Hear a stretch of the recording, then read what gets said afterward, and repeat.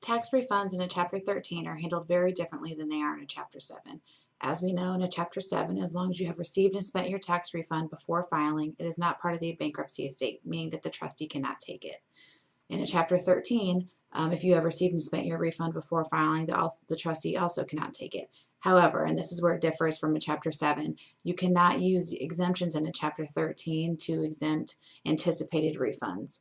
The entire time you're in a Chapter 13, which is anywhere from 36 to 60 months, any tax refund that you receive that's over $600 or 2 times your planned payment, whichever is less, is required to be sent to the trustee.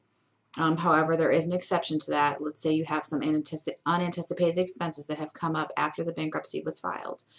We can file what's called a motion to retain tax refund, stating that certain expenses have come up and that you do need to use that refund to pay those expenses.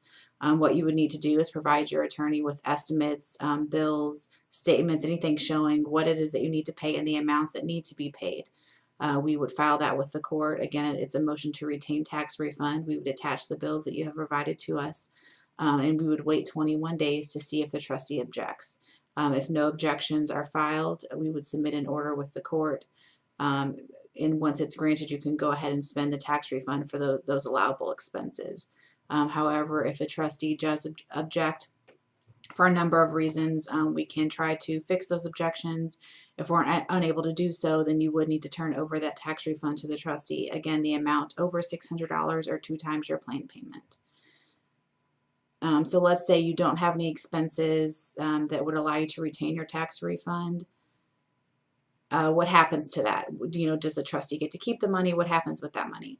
What they do is they spread it out pro rata to all of your unsecured creditors. It would, if you were 100%, no,